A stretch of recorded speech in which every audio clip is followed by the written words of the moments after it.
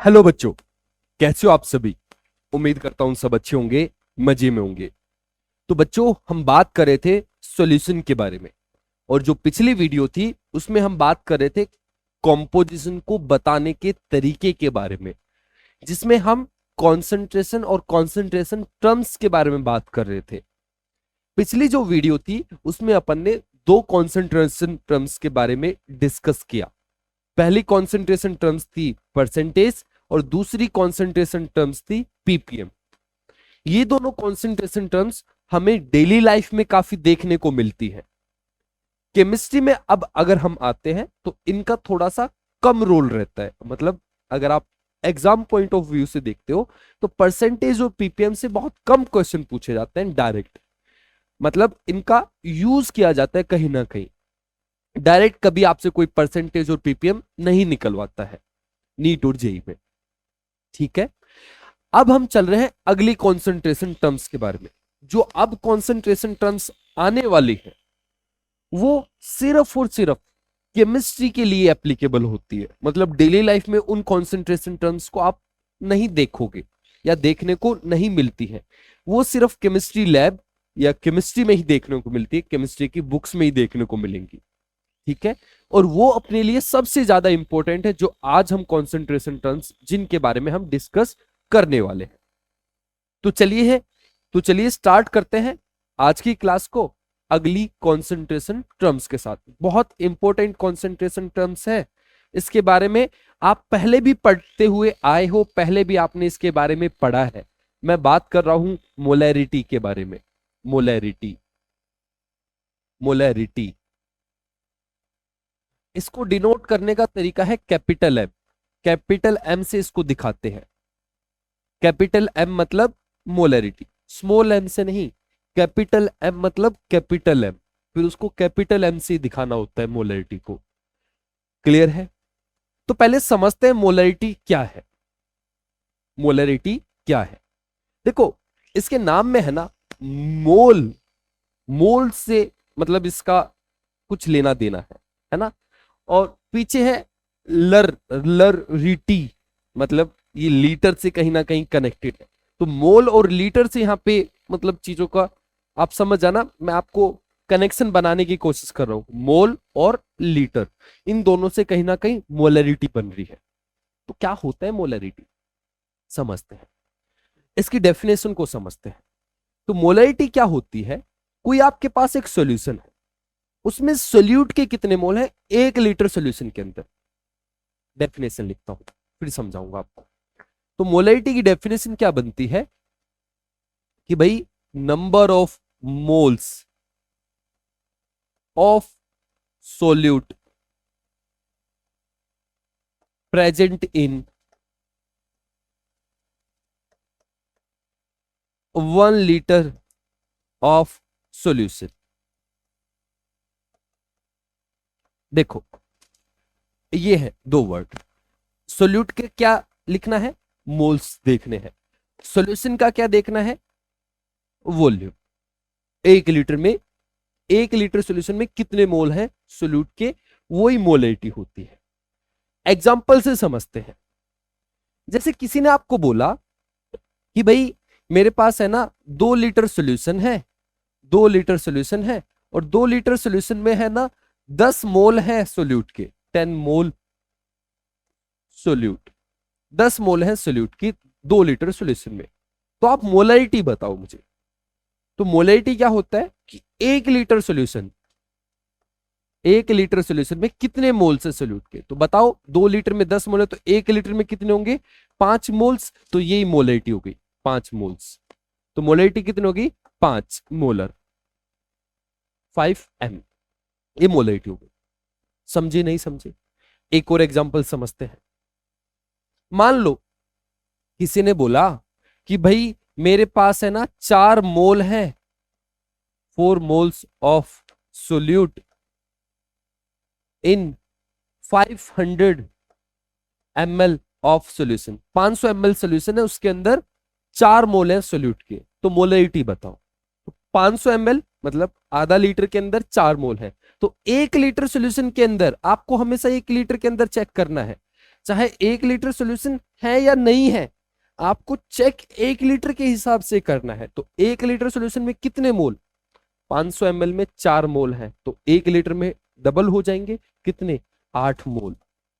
तो यही क्या बन गई अपनी मोलैरिटी। तो मोलैरिटी कितनी आ गई, 8 मोल। समझ रहे हो।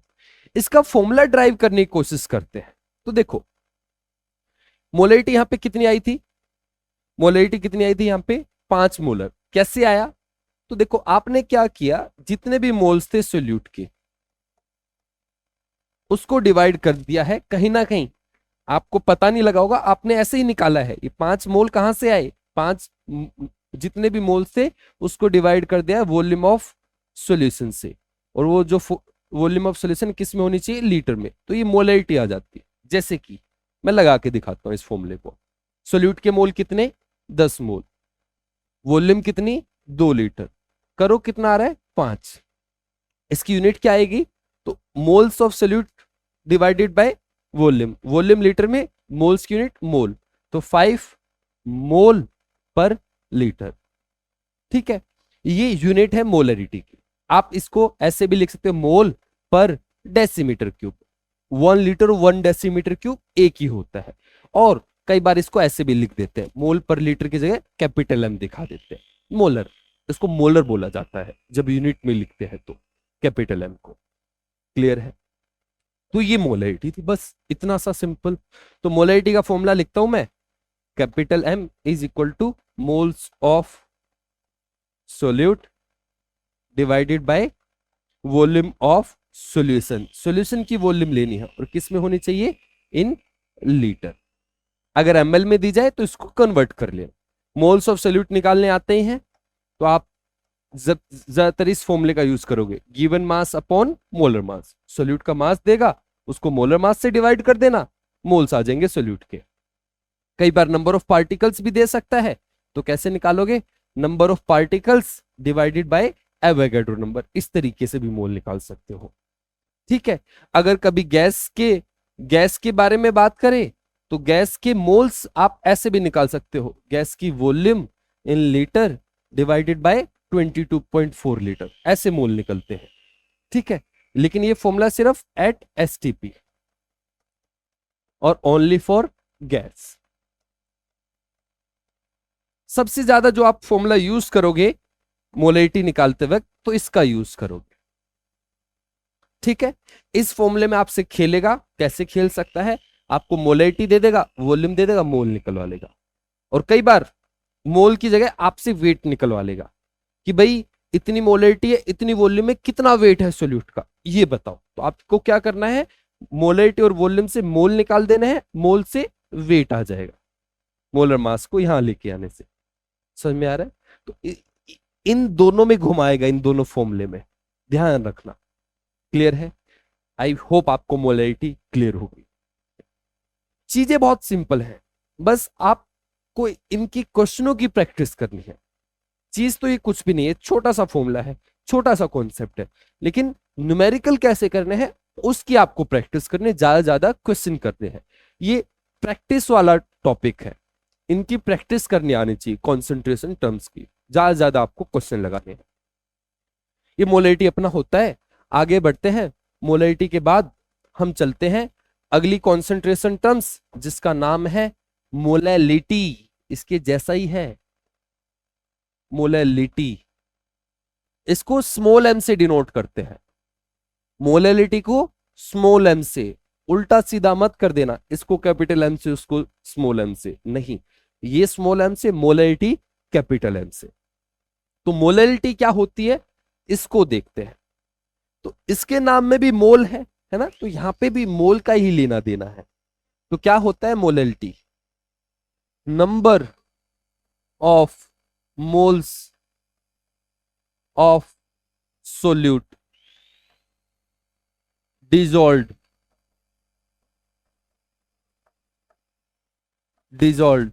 in 1 kg of solvent।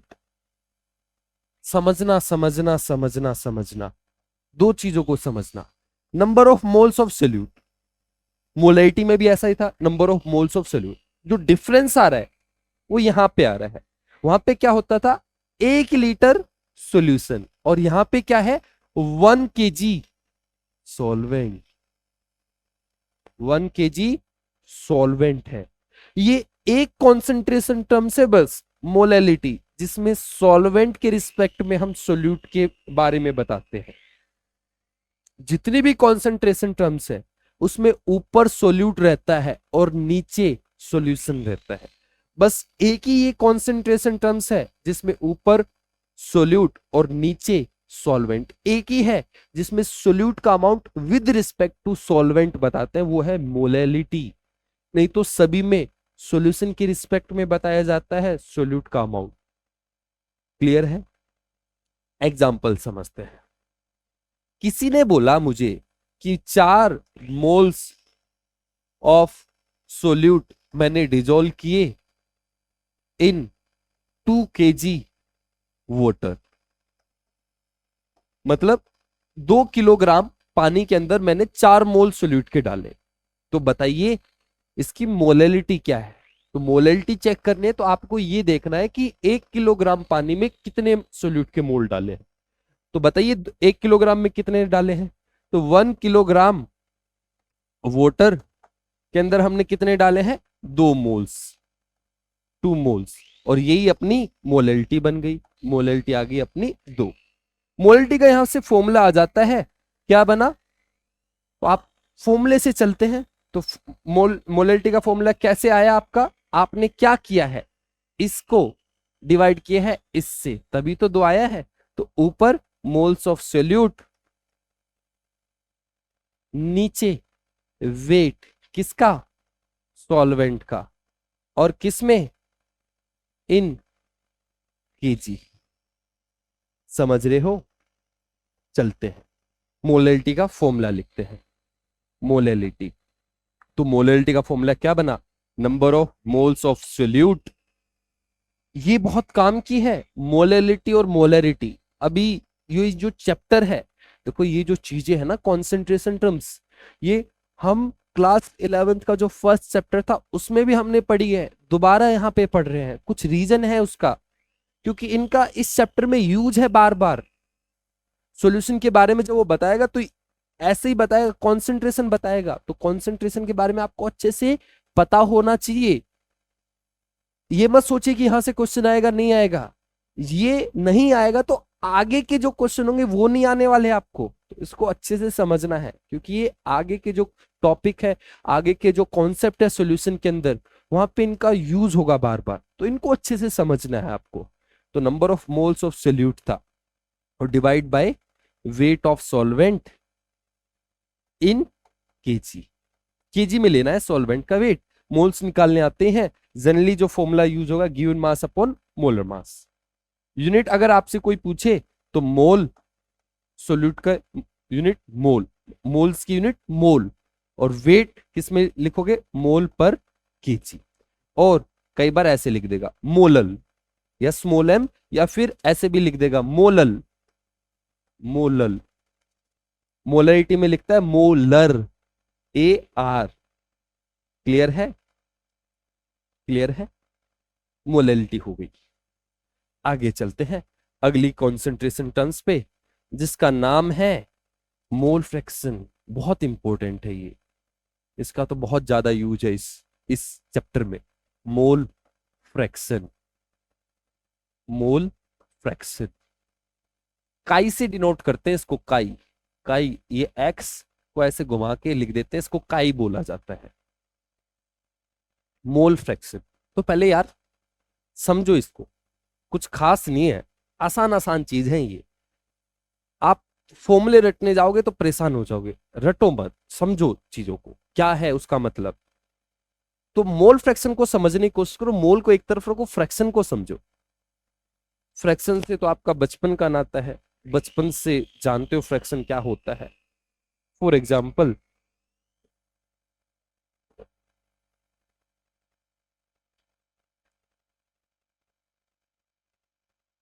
समझ रहे हो क्या पूछना चाह रहा हूं मैं आपको? समझ गए होगे? कितना फ्रैक्शन है ये, 1/4।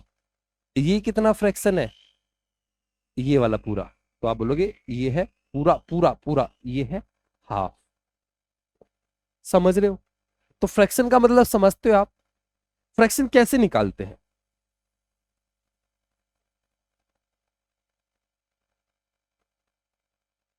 मान लो मुझे इसका फ्रैक्शन निकालना, तो कैसे निकालूंगा? तो मुझे पता है ये चार इक्वल हिस्सों में है। इसके एरिया को मैंने एक्स मान लिया, इसके भी एरिया को एक्स मान लिया, इसके भी एरिया को एक्स मान लिया, इसके भी एरिया को एक्स मान लिया। मुझे फ्रैक्शन चाहिए, तो फ्रैक्शन कैसे निकालू भाई मैं? तो फ्रैक्शन निकालना है आपको, तो फ्रैक्शन कैसे निकालोगे? तो फ्रैक्शन निकालने का तरीका क्या है? फ्रैक्शन, जिसका फ्रैक्शन निकालना है उसका एरिया एक्स, और डिवाइड करोगे 3x से या 4x से। डिवाइड करते हैं टोटल एरिया से, तो टोटल एरिया कितना है? 4x। तो यार इस तरीके से बनता है 1/4। देखो ये जो फ्रैक्शन है ना, ये एक तरीके का परसेंटेज जैसा ही है। अगर मैं आपसे इसका परसेंटेज निकलवाता तो आप कैसे निकालते? x divide by 4x into 100, 1/4 into 100। तो फ्रैक्शन को अगर 100 से मल्टीप्लाई कर दे तो परसेंटेज बन जाता है। समझना, ठीक है? तो क्या मतलब है? देखो, परसेंटेज में आप 100 में से कितना ये देखते हो, फ्रैक्शन में आप देखते हो 1 के अंदर कितना, 1 में से कितना। समझ रहे हो मेरी बात? तो फ्रैक्शन कैसे निकाला जाता है? जिसका फ्रैक्शन निकालना है, एरिया का, वेट का, मोल का, जिसका फ्रैक्शन निकालना है उसके मोल डिवाइड कर देना टोटल से, जिसका भी फ्रैक्शन निकालना है। ठीक है, चलो यहां पे अपन को निकालना है मोल का फ्रैक्शन। किसके मोल का फ्रैक्शन? तो मान लेते हैं अपने पास एक सॉल्यूशन है, एक सॉल्यूशन है। सॉल्यूशन के अंदर दो ही चीजें मिलेंगी, बाइनरी सॉल्यूशन पढ़ना है तो एक एक को ए मान लेते हैं, दूसरी चीज को बी मान लेते हैं। आपसे पूछा गया कि भाई मोल फ्रैक्शन बता दो ए का, तो कैसे बताओगे? किसका फ्रैक्शन निकालना है? ए का। ए का किस चीज का? एरिया का, वेट का, हाइट का, किसका? मोल का। तो उसके मोल, मोल ऑफ ए, और डिवाइड करोगे टोटल मोल से, टोटल मोल। अच्छा, टोटल मोल कितने? दो ही चीज है तो दोनों के ऐड कर दो बस। तो टोटल मोल कितने? ये तो ए के मोल, ए प्लस बी। समझे नहीं समझे? इसी तरीके से अगर मैं आपसे पूछूं मोल फ्रैक्शन बताओ बी का, तो अब किसके मोल लिखोगे आप? ऊपर बी के मोल, और नीचे किसके मोल लिखोगे? ए प्लस बी के मोल। समझ में आया? एक आपको बड़ी इंपॉर्टेंट चीज दे के जा रहा हूं, जो आपके बहुत काम आएगी। अगर आप x A plus X B करो तो बताओ कितना आएगा? X A plus X B करो करो करो करो। एक्स ए तो पता है क्या होता है? एक्स ए होता है अपना कितना? एक्स ए कितना है?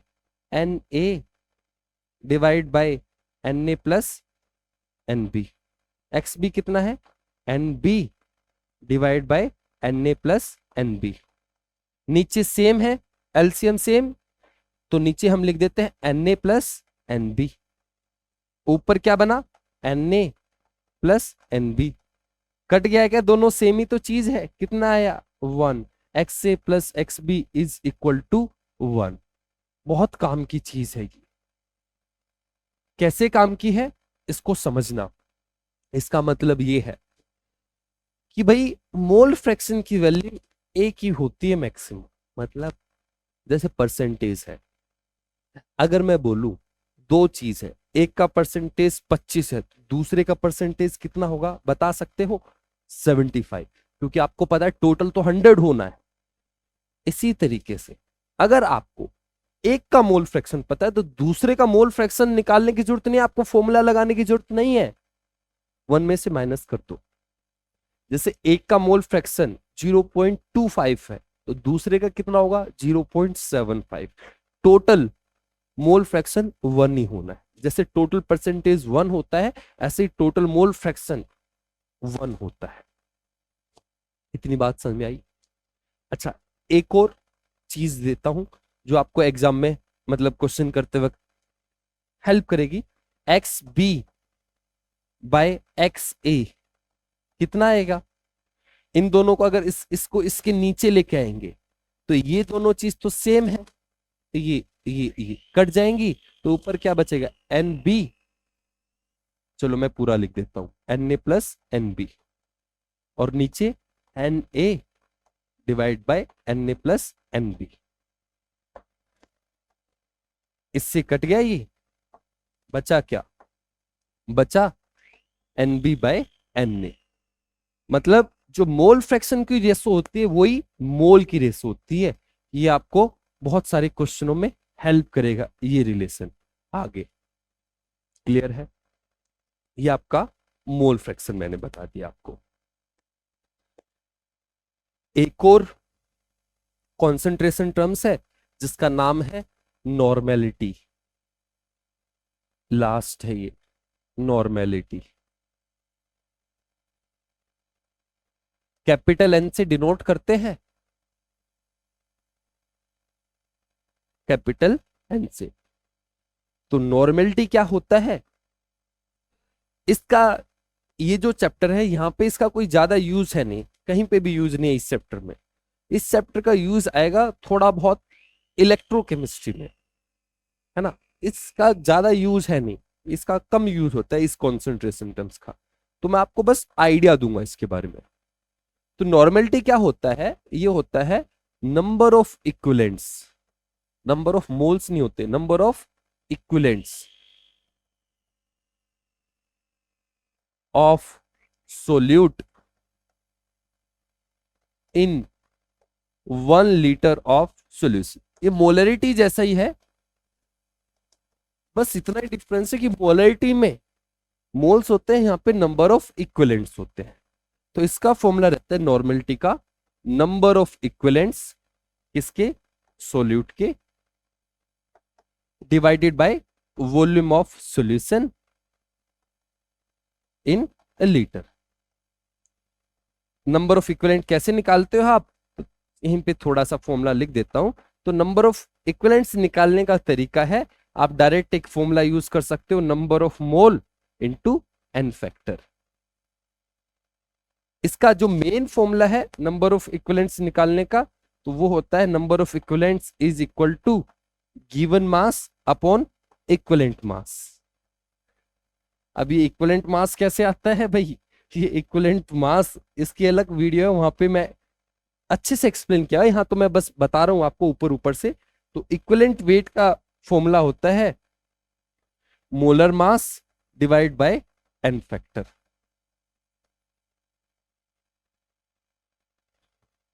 आप इस फॉर्मूले को यूज कर लेना। एन फैक्टर कैसे निकालते हैं, एसिड है तो उसके वो जितना H प्लस देता है वो उसका एन फैक्टर होता है, बेस होता है तो जितने OH देता है वो उसका एन फैक्टर होता है, कोई सॉल्ट है तो उसमें टोटल पॉजिटिव चार्ज जो होता है वो उसका एन फैक्टर होता है।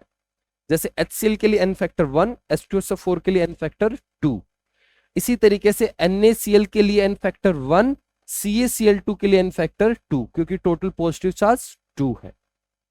समझ में आई बात, ये हो गई अपनी नॉर्मेलिटी। क्लियर है। अब अब बताने के लिए तो यहाँ पे बहुत सारी चीजें हैं, मतलब खत्म नहीं होंगी चीजें, इतनी सारी चीजें मैं बता सकता हूं, लेकिन अभी टाइम है 24 मिनट्स में, तो कुछ और चीजों के बारे में मैं आपको बताता हूं जो आपको काम में आएंगी। एक चीज होती है डाइल्यूशन, तो इस डाइल्यूशन को ही बता देता हूं। कॉन्सेंट्रेशन टर्म्स खत्म हुई अपनी, कुछ एक्स्ट्रा चीजें बता रहा हूं, तो एक ये डाइल्यूशन और लेते जाओ साथ के साथ। डाइल्यूशन, डाइल्यूशन क्या होता है, डाइल्यूशन का मतलब, डाइल्यूशन का मतलब पानी ऐड करना, डाइल्यूट करना। कॉन्सेंट्रेटेड एसिड है, पानी ऐड करोगे, ऐसा पढ़ा था ना, तो डाइल्यूट हो जाता है। तो डाइल्यूट करना मतलब पानी को ऐड करना है, या बहुत जनरल तरीके से बोलूं तो सॉल्वेंट का एडिशन करना। तो what is dilution, addition of solvent, इसको बोलते हैं डाइल्यूशन। अब सुनो, अपने पास है ना एक मिनट तो मुझे,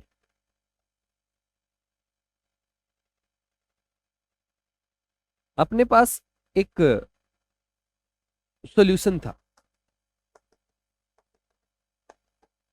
ये जो सॉल्यूशन है इसकी जो मोलरिटी है वो m1 है और इसकी जो वॉल्यूम है वो v1 है। अब इसने क्या किया, ये जो सॉल्यूशन था इसके अंदर है ना पानी ऐड कर दिया।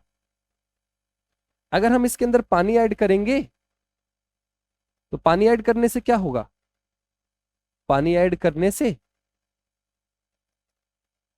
इसकी वॉल्यूम चेंज हो जाएगी। तो मान लेते हैं पानी ऐड करने के बाद इसकी वॉल्यूम हो गई v2। क्या मोलरिटी चेंज होगी पानी ऐड करने से? बोलो। मोलरिटी का फॉर्मूला होता था क्या, number of mole of solute divided by volume of solution. अगर ये चेंज हुआ तो ये तो पक्का चेंज होगा। सही बात है, सॉल्यूशन की वॉल्यूम चेंज हुई तो मोलरिटी भी चेंज होगी। तो यहां पे मोलरिटी कितनी आ गई, m2। आपसे क्या पूछेगा, आपसे पूछेगा कि इतनी इसकी मोलरिटी है, इसमें कितना पानी ऐड करूं कि इसकी मोलरिटी इतनी हो जाए। मतलब सिंपल ये है, चार चीजें हैं, m1 है, v1 है, m2 है, v2 है। चार में से तीन देगा, एक पूछेगा आपसे, तो कैसे करोगे आप? समझना, करना सिखाता हूं, कॉन्सेप्ट समझना। मैं यहां पे सोल्यूट के मोल निकालना चाहता हूं, तो number of moles of solute, number of moles of solute कितने होंगे, m1 इंटू v1। मोलरिटी से और वॉल्यूम से आप सोल्यूट के मोल निकाल सकते हो। आप बोलो कहां से लेके आए यार ये, तो मोलरिटी का फॉर्मूला याद है भाई, number of moles of solute divided by volume of solution. तो अगर मुझे ये चाहिए तो इसको यहां भेज दो। तो यही तो किया, सोल्यूट के मोल्स निकालने थे तो मोलरिटी को किससे मल्टीप्लाई कर दिया, वॉल्यूम से। अच्छा यहां पे सोल्यूट के मोल चेक करता हूं, तो सोल्यूट के मोल यहां पे कितने, m2 इंटू v2। सही है, सोल्यूट के मोल्स आ गए।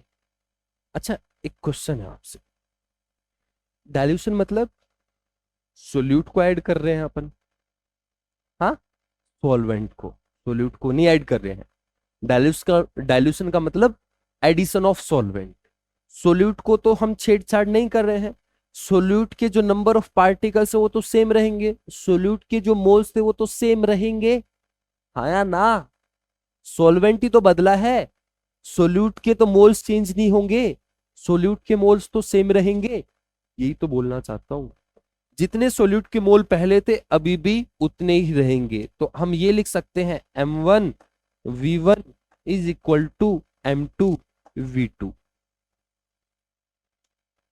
ये फॉर्मूला आ गया। इस फॉर्मूले को एक नाम दिया जाता है केमिस्ट्री में, इसको बोला जाता है डाइल्यूशन